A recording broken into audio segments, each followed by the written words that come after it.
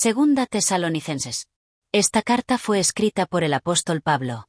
2 veces menciona su propio nombre. Segunda Tesalonicenses. 1, versículo 1. Nueva traducción viviente. Nosotros, Pablo, Silas y Timoteo, escribimos esta carta a la iglesia en Tesalónica, a ustedes que pertenecen a Dios nuestro Padre y al Señor Jesucristo. Segunda Tesalonicenses 3, versículo 17. Nueva traducción viviente. Aquí está mi saludo de mi propio puño y letra. Pablo. Hago esto en todas mis cartas para probar que son mías. La evidencia interna de la carta misma y la evidencia de los primeros padres de la Iglesia no dejan lugar a dudas de que Pablo la escribió. La segunda carta escrita a los cristianos de Tesalónica fue probablemente escrita poco después de la primera. Por ello, también fue escrita desde Corinto, alrededor del 51 después de Cristo. La principal razón para escribir esta carta era confrontar un error en la Iglesia en Tesalónica. Primero, Pablo tenía la necesidad de corregir el error doctrinal de que el día del Señor, la tribulación, ya había llegado. Segundo, veía necesario tratar la cuestión de la disciplina de los creyentes problemáticos. Tema de 2 Tesalonicenses. Pablo se enteró de que los creyentes seguían sin ver con claridad lo que les había enseñado respecto a los acontecimientos futuros. Esta carta da una explicación más plena del regreso del Señor y del día del Señor. Pablo demuestra que no estaban en la tribulación, a pesar de su persecución y de la enseñanza de algunos. Consideraciones especiales acerca de Segunda Tesalonicenses. Esta epístola contiene una importante información acerca del Anticristo.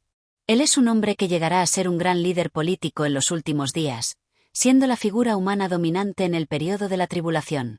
Aunque es un líder político antes de la tribulación, es la firma de un tratado con la nación de Israel, lo que le marca como el Anticristo y da inicio a la tribulación. Será un hombre de grandes capacidades naturales, pero también estará energizado por Satanás. Estará agresivamente opuesto a Dios, y será responsable de la muerte de millones del pueblo de Dios. Su vida y gobierno estarán caracterizados por milagros poderosos y engañosos, lo que resultará en que las multitudes le adorarán. Será el intento de Satanás de dar a este mundo un antes que el Mesías. Jesucristo, venga a reinar a la tierra. Mateo 24, versículos 15 al 24. Nueva traducción viviente. Llegará el día cuando verán de lo que habló el profeta Daniel, el objeto sacrílego que causa profanación de pie en el lugar santo. Entonces los que estén en Judea huyan a las colinas. La persona que esté en la azotea no baje a la casa para empacar. La persona que esté en el campo no regrese ni para buscar un abrigo. Qué terribles serán esos días para las mujeres embarazadas y para las madres que amamantan. Y oren para que la huida no sea en invierno o en día de descanso. Pues habrá más angustia que en cualquier otro momento desde el principio del mundo. Y jamás habrá una angustia tan grande. De hecho, a menos que se acorte ese tiempo de calamidad, ni una sola persona sobrevivirá, pero se acortará por el bien de los elegidos de Dios. Entonces, si alguien les dice, miren, aquí está el Mesías o allí está, no lo crean. Pues se levantarán falsos mesías y falsos profetas y realizarán grandes señales y milagros para engañar, de ser posible, aun a los elegidos de Dios. Apocalipsis 13, versículos 1 al 18. Nueva traducción viviente. Después vi a una bestia que subía del mar. Tenía 7 cabezas y 10 cuernos, y una corona en cada cuerno. Y escrito en cada cabeza había nombres que blasfemaban a Dios. Esta bestia se parecía a un leopardo, pero tenía las patas de un oso y la boca de un león. Y el dragón le dio a la bestia su propio poder y trono y gran autoridad. Vi que una de las cabezas de la bestia parecía estar herida de muerte. Pero la herida mortal sanó. Todo el mundo se maravilló de este milagro y dio lealtad a la bestia. Adoraron al dragón por haberle dado semejante poder a la bestia y también adoraron a la bestia. ¿Quién es tan grande como la bestia?, exclamaban. ¿Quién puede luchar contra ella? A la bestia se le permitió decir grandes blasfemias contra Dios, y se le dio autoridad para hacer todo lo que quisiera durante 42 meses. Y abrió la boca con terribles blasfemias contra Dios, maldiciendo su nombre y su habitación, es decir, a los que habitan en el cielo. Además se le permitió a la bestia hacer guerra contra el pueblo santo de Dios y conquistarlo, y se le dio autoridad para gobernar sobre todo pueblo y toda tribu, lengua y nación. Y adoraron a la bestia todos los que pertenecen a este mundo, aquellos cuyos nombres no estaban escritos en el libro de la vida que pertenece al Cordero que fue sacrificado antes de la creación del mundo. El que tenga oídos para oír, que escuche y entienda. Todo el que esté destinado a la cárcel será llevado. Todo el que esté destinado a morir a espada, morirá a filo de espada. Esto significa que el pueblo de Dios tiene que soportar la persecución con paciencia y permanecer fiel. Luego vi a otra bestia. Esta salía de la tierra. Tenía 2 cuernos como los de un cordero, pero hablaba con la voz de un dragón. Ejercía toda la autoridad de la primera bestia y exigía que toda la tierra y sus habitantes adoraran a la primera bestia, la que se había recuperado de su herida mortal. Hacía milagros asombrosos, incluso que cayera fuego del cielo a la tierra mientras todos observaban. Con los milagros que se le permitió hacer en nombre de la primera bestia, engañó a todos los que pertenecen a este mundo. Les ordenó que hicieran una gran estatua de la primera bestia, la que estaba herida de muerte y después volvió a la vida. Luego se le permitió dar vida a esa estatua para que pudiera hablar. Entonces la estatua de la bestia ordenó que todo el que se negara a adorarla debía morir. Además exigió que a todos, pequeños y grandes, ricos y pobres, libres y esclavos, se les pusiera una marca en la mano derecha o en la frente.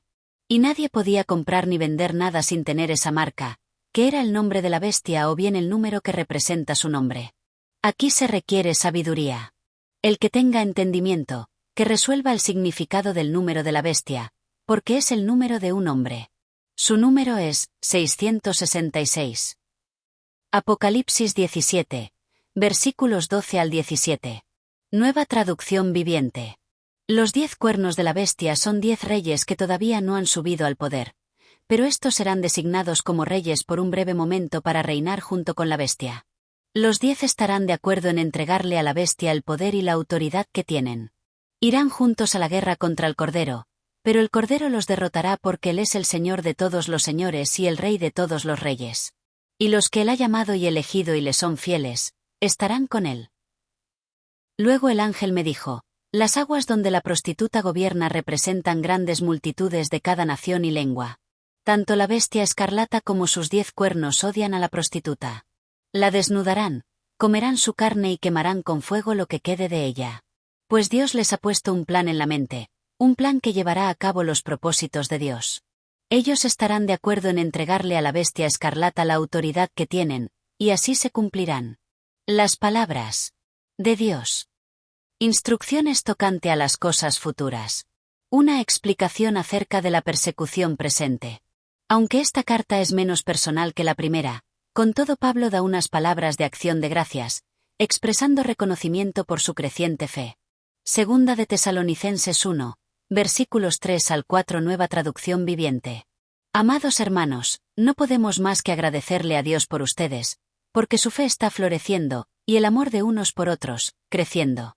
Con orgullo les contamos a las demás iglesias de Dios acerca de la constancia y la fidelidad de ustedes en todas las persecuciones y privaciones que están sufriendo. Luego alienta a estos creyentes segunda. En su tiempo de severa persecución, explicando que Dios conocía su situación y que retribuiría con juicio a los que les perseguían. Sus enemigos, que no conocían ni a Dios ni el Evangelio, pagarán la pena de la ruina eterna. Este juicio tendrá lugar en la segunda venida de Cristo a la tierra. Segunda de Tesalonicenses 1, versículos 5 al 12. Nueva traducción viviente. Y Dios usará esa persecución para mostrar su justicia y para hacerlos dignos de su reino, por el cual sufren. En su justicia les dará su merecido a quienes los persiguen.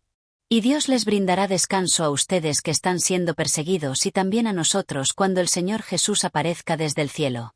Él vendrá con sus ángeles poderosos, en llamas de fuego, y traerá juicio sobre los que no conocen a Dios y sobre los que se niegan a obedecer la buena noticia de nuestro Señor Jesús.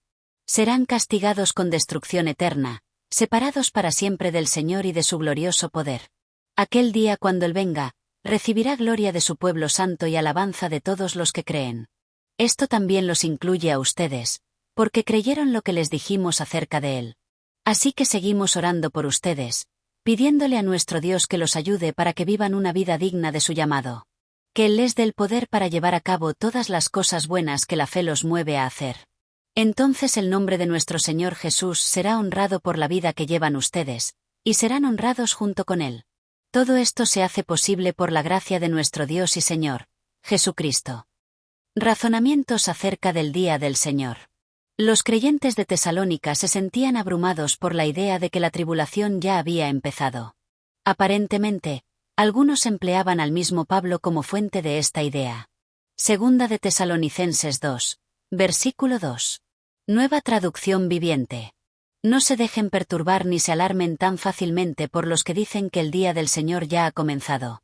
No les crean, ni siquiera si afirman haber tenido una visión espiritual, una revelación o haber recibido una carta supuestamente de nosotros. Pero Pablo les dijo que no estaban en el día del Señor. Hay 3 acontecimientos, les dice, que han de tener lugar antes que pueda llegar este tiempo. 1. La llegada de la apostasía. En aquellos tiempos habrá un gran apartamiento de la verdadera fe. 2. La aparición del anticristo. El que firmará un pacto con Israel será el anticristo. 3. La remoción del ministerio refrenador del Espíritu Santo. Nótese que el Espíritu, que es omnipresente, no abandona el mundo, más bien se quita su ministerio de refrenar el pecado. Por cuanto el Espíritu usa a la verdadera Iglesia de Jesucristo como medio de refrenar el pecado en el mundo, esto podría indicar que la Iglesia es quitada antes del comienzo del período de la tribulación. Ninguno de estos acontecimientos había sucedido todavía. Pablo revela luego más verdad acerca del anticristo, el hombre de pecado, el inicuo, enfatizando la naturaleza engañosa de las señales y maravillas que llevará a cabo. Estos milagros llevarán a muchos a creer la mentira, que es probablemente la idea de que el anticristo es el Mesías. Instrucciones tocante a responsabilidades. 1. El aliento a proseguir. Una vez más Pablo da las gracias por la salvación de ellos, y los alienta a proseguir en su fidelidad al Señor, mirando adelante a un futuro glorioso. 2. La exhortación a orar. Pablo estaba profundamente convencido del poder de la oración, y pide que estos creyentes le apoyen con sus oraciones. De manera específica, quiere que oren por el progreso del Evangelio y por la seguridad de los que lo proclaman. La exhortación a corregir problemas. La Iglesia es responsable de mantener su propia pureza. Por ello, Pablo manda a la Iglesia que amoneste a los que no marcan el paso con la verdad. Si los creyentes no respondían, entonces debían ser tratados con mayor severidad.